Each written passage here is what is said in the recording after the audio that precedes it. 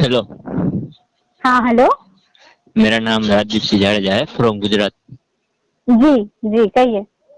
तो मेरा सवाल आपसे ये था कि गौतम बुद्ध है, महावीर है, श्री कृष्ण है, ये सब इनलाइटन हुए, पर जैसे हम इस रास्ते पर आए तो हमारा माध्यम कौन है? ओशो। ओशो ओशो से ही हमारा माध्यम हुआ ना। तो उसके भी कोई माध्यम होगा ना, या बिना माध्यम के तो कोई इसमें आ नहीं सकता, वरना पता कैसे चलेगा? क्या पता कैसे चलेगा? जागना है या नहीं? अच्छा, जागना है या नहीं? तो पहली बात तो कि जागना है या नहीं ये कुछ ना कुछ अपने अंदर रियलाइज होता है, ये गुरु आके रियलाइज नहीं करवाता।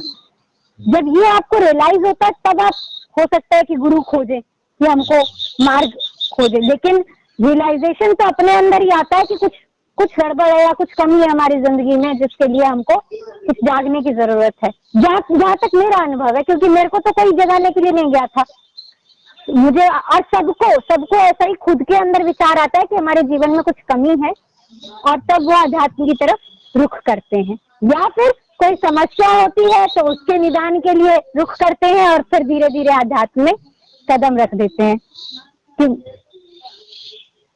अच्छा। अब बात आती है गुरु, मतलब आपका मेन सवाल क्या है? मेन सवाल ये है कि महावीर है, गौतम बुद्ध है, वो बिना गुरु के जागे या गुरु के होते हुए जागे? देखिए, सबने कहीं ना कहीं से सीखा तो है।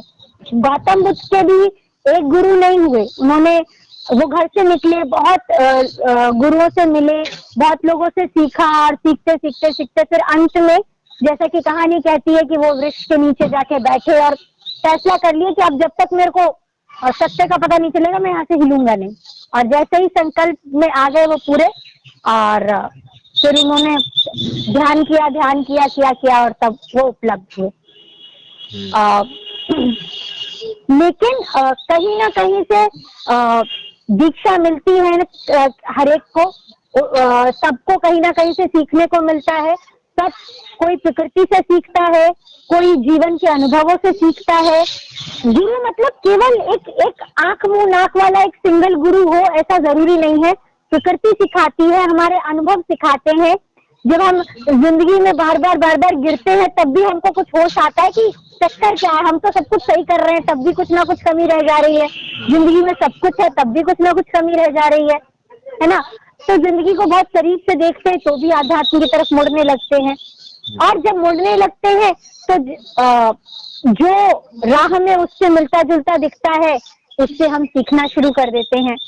किसी अब गुरु की आवश्यकता भी कितनी है किसको, ये शिष्य पे भी डिपेंड करता है। जैसे नॉर्मल लाइफ में जो स्टूडेंट्स होते हैं, कुछ स्टूडेंट्स ऐसे भी होते हैं जो बिना किसी तैयारी के, मतलब बिना किसी कोचिंग कहीं जाए घर में बैठ के यूपीएससी बीपीएससी निकालते हैं पढ़कर, है ना।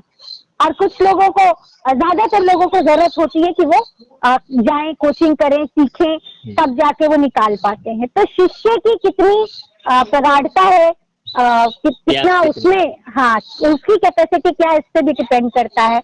आजकल के टाइम में गुरु मिल जाए तो बहुत अच्छा है, लेकिन आजकल के टाइम में गुरु से ज्यादा गुरु घंटाल मिल जाते हैं जो आपको भटका देते हैं। और मेरे साथ भी ऐसा हुआ, तो जब जब 2-3 बार ऐसा हो गया तब मैं समझ गई कि अब मुझे कहीं जाना नहीं है, मुझे खुद से ही अपने आप कोशिश करनी है। और मैंने खुद से सीखा। मैं ये नहीं कहूंगी ओशो से मेरी शुरुआत हुई, लेकिन ओशो से मेरा एंड नहीं हुआ। मैंने शुरुआत की ध्यान की ओशो से, ओशो को पढ़ा, लेकिन उसके बाद मैं निरंतर खोजती रही। और हमारा सौभाग्य ये है आज के टाइम में कि हम घर बैठे भी यूट्यूब से भी बहुत लोगों को सुन सकते हैं। लेकिन मेरे दिमाग में मैंने हमेशा ये चीज रखी, ओशो को पढ़ने के बाद भी क्रिटिकल एनालिसिस का मेरे अंदर ये आया कि नहीं, ऐसा नहीं कि कोई कुछ भी कहे तो हम उसको मान ले, हम उसकी सुने जरूर, उसको करके देखें। जैसे मैंने उसके बाद भी ओशो के ध्यान विधियों के बाद मैंने सदगुरु का ध्यान विधि अपना के देखा है, श्री रविशंकर का ध्यान विधि अपना के देखा है, ये जो हमारी ब्रह्मा कुमारी है इनका भी ध्यान विधि अपना के देखा।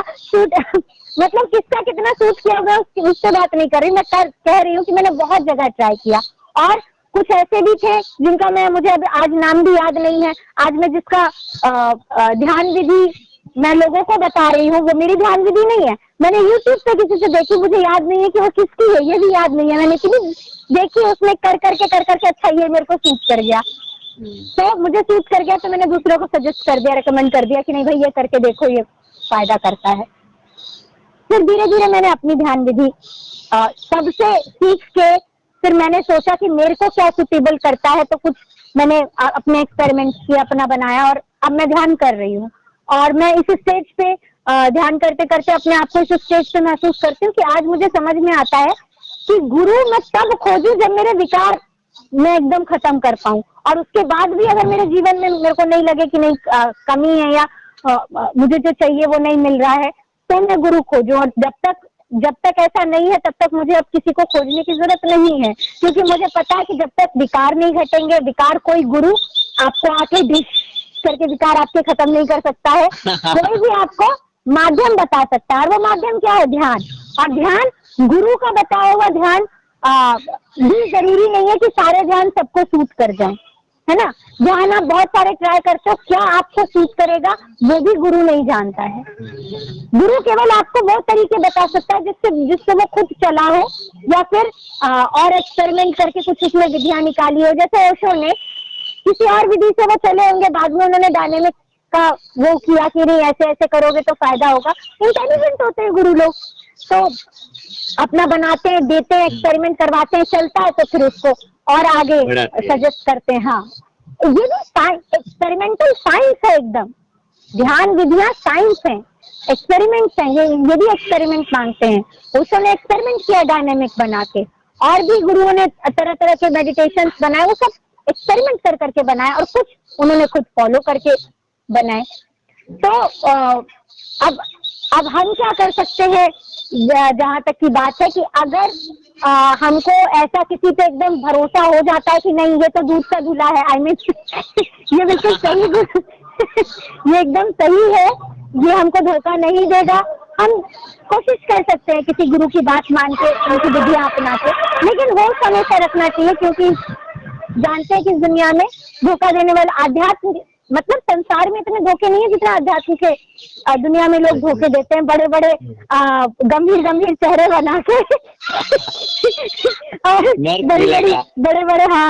बड़े बड़ी बातें करके, और आपको ये देंगे और ऐसे करके माला देंगे, और माला में आपको क्या करते हैं, मंत्र पिरो के माला में देंगे, वो एकदम माला आपके शरीर से सटती है और आपको आपके अंदर से ऊर्जा का संचार होने लगेगा।